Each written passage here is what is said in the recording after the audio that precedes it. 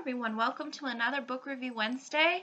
I'm sorry that this video has to be uploaded late. Unfortunately, I was fairly busy yesterday, so I was unable to upload the video that was supposed to be uploaded for yesterday, but I'm going to be caught up for now after I upload this video, as well as what today's video should be about. So without further ado, let me discuss the book that I wanted to address for this Book Review Wednesday. And that, as you can see by the title and the thumbnail, is The Red Badge of Courage by Stephen Crane. This is a fairly interesting and also kind of short war novel. It's very it's really not a huge book in the sense of how long it is, and also just the fact too that its plot is, although it's not necessarily as straightforward as maybe some other short stories. It is fairly standard in the sense that it has sort of the beginning, middle, and end, and doesn't really have a huge amount of context, but at the same time, that's really not the primary focus of this story. Largely, this book in particular, as a war story, focuses mainly on the main character, and that character in this book happens to be by the name of Henry, and I wanted to make sure I didn't get his last name right, Fleming. It primarily focuses on his journey, so it's his beginning, middle, and end, so to speak. It's not really that the things that happen are sort of carrying him. So it's not like the plot is really the center focal point. It's more of the characters' experiences and circumstances within the plot. And that character happens to be, as I said, Henry. He who ends up enlisting in the war as sort of the young soldier, being a soldier that wants to sort of, prove himself, and it's kind of has this in the beginning he has this very glory-esque perspective on war, and thinks that it's noble, and it's for a good cause, and so on and so forth. So he enlists, and this in particular follows the Civil War through Henry's regiment being a Union regiment. So we're talking the North. To provide those that are from other countries a little bit of context in regards to the Civil War, there was, within the United States, the Civil War took place between northern states within the United States and southern states within the United States. And they basically fought against each other. Although slavery did play a role, also unionship between the states was, I think, a very important part of the Civil War, and some people, I think, overlook that and just go into the aspect of, oh, it was to stop slavery, so the North was trying to stop slavery, which again was part of the war, but I think there are a lot of other factors that really ended up playing into what ultimately resulted in the Civil War, slavery being one of them, but also I think the idea of maintaining the union between all of the states, like having that sort of centralized America and unified America was something that the northern states felt was necessary, and the South, I think, probably felt that the North was sort of reigning in their power over them, considering the fact that, too, in the South, there were not a whole lot of prosperous people. I mean, yes, you had your rich slave plantation owners, but the majority of people were poor and couldn't even afford slaves. So really, there were a lot of difficult politics that were definitely going on within this war that eventually ended up playing out. But that's largely what it was about. It was about these two sides within the United States, one wanting more central and unified power, one wanting to separate from that union completely, and the South being wanting to do that. And as history goes, spoilers, the North eventually succeeded, and we have the United States that we have today. And it obviously would have been probably fairly different if the South did win. So again, this is kind of the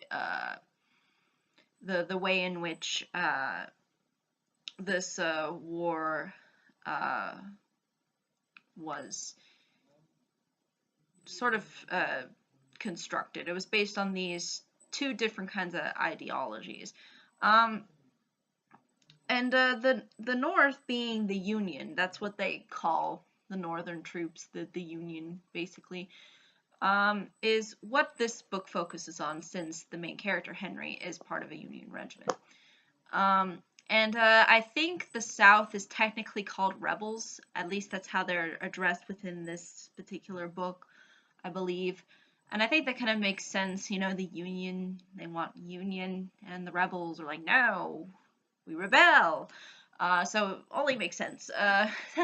But what I do find really interesting in particular is Stephen Crane's writing throughout this book, because this book provides a very, very visual and sort of very raw picture of the Civil War, from you know, the constant marching, from the confusion to the kind of the horrors. You know, it really dives into that and really tries to make that as part of the forefront of the book, which I think a lot of war stories do, because I think a lot of them really do kind of showcase the real raw brutality that exists within those circumstances. But the interesting thing is sort of the main character, Henry, and his sort of, not necessarily his personality so much as his sort of development throughout the story.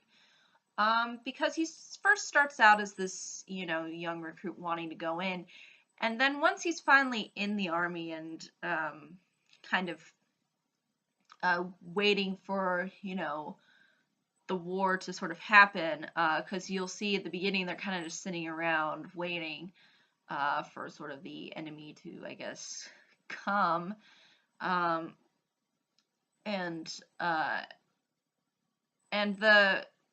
the sort of fear and anxiety that Henry has in the beginning shows you that he feels very vulnerable.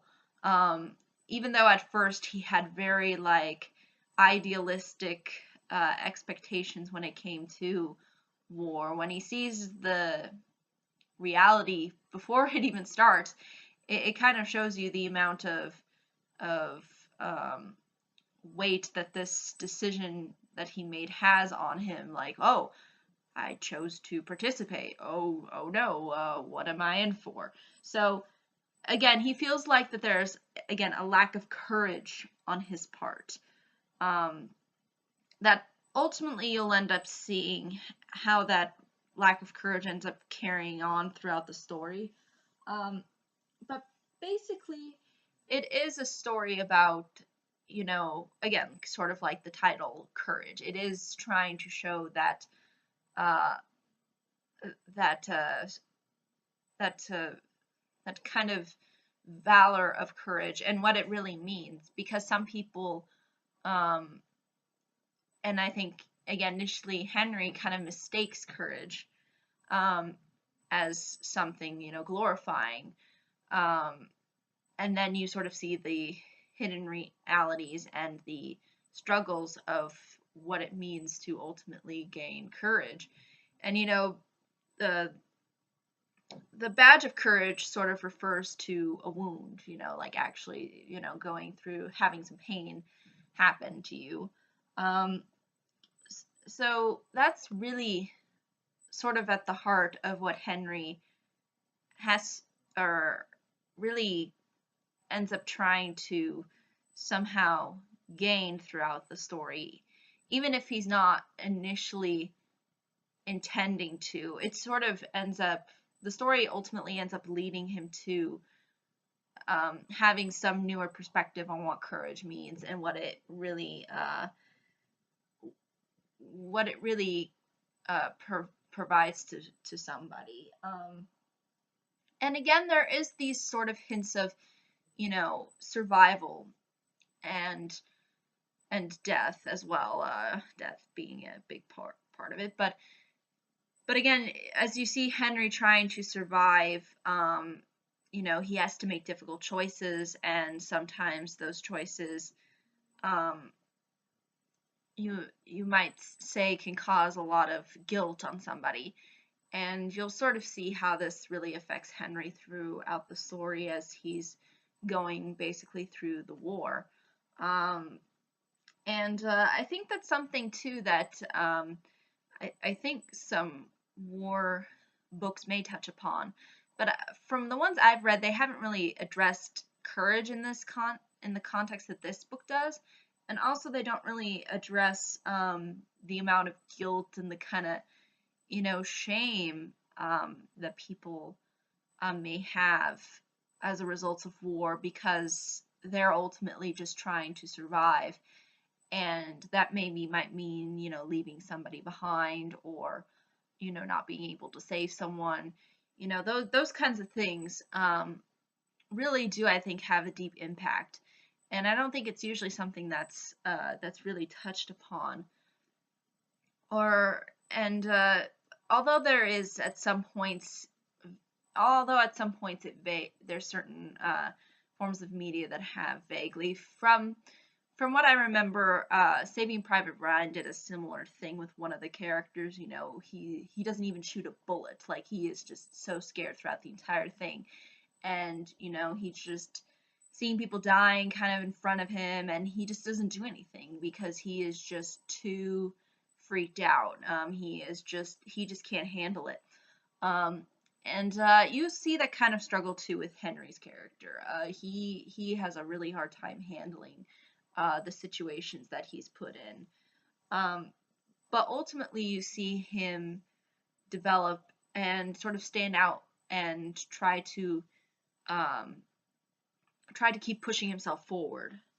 Um, and you'll see how uh, eventually that plays into, again, other characters. For example, Jim Conklin, or yeah, is another uh, soldier.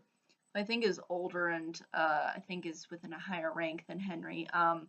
But he also plays sort of a role too um, into sort of Henry's, I guess you could say, um, you know,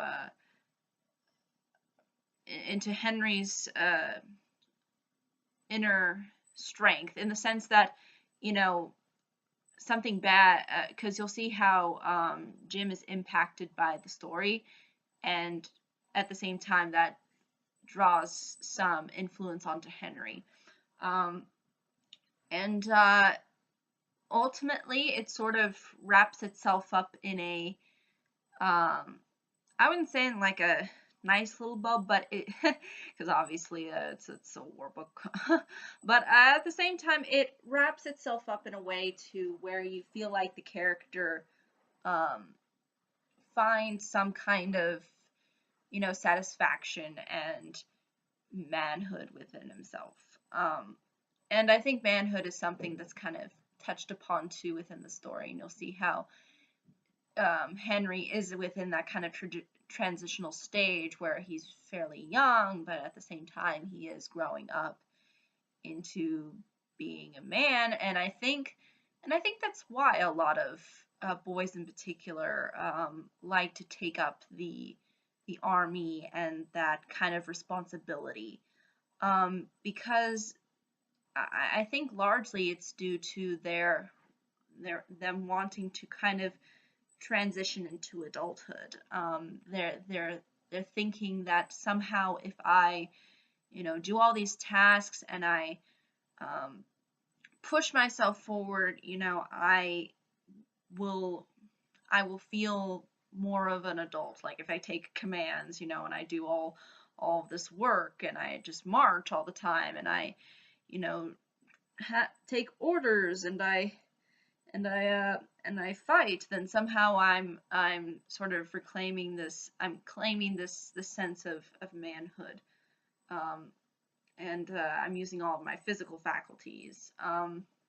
And again, I think that is a large reason why a lot of men in particular take up these kinds of professions, in particular the army. And you'll see how Henry sort of fits into that kind of mold of a young boy sort of wanting to have a sense of manhood and thinking that the army will provide him that. Which again, it kind of showcases how it does, and then yet how, there's still this really dark reality to it, and how there is, a lot of pain and suffering along the way. So that's kind of the understanding that this book tries to ultimately get across to its viewers. But I think that's really all I can say about it without really giving too much away as to what happens. It's fairly short. It's not as long or time consuming to read. But yeah, if you are interested in these kinds of stories, if you enjoy, war books, this one probably will be up your alley. But if you're kind of uncomfortable with the idea of having someone kind of go on this kind of a crazy sort of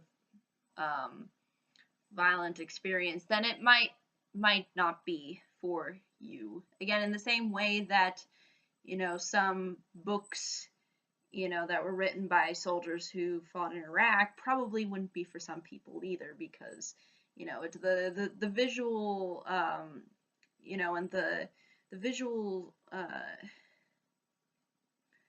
visual experience that the book kind of sucks people into, again, might be uncomfortable, and then people might not really enjoy that. But for me personally, that didn't necessarily bother me, but I know for some readers, it might.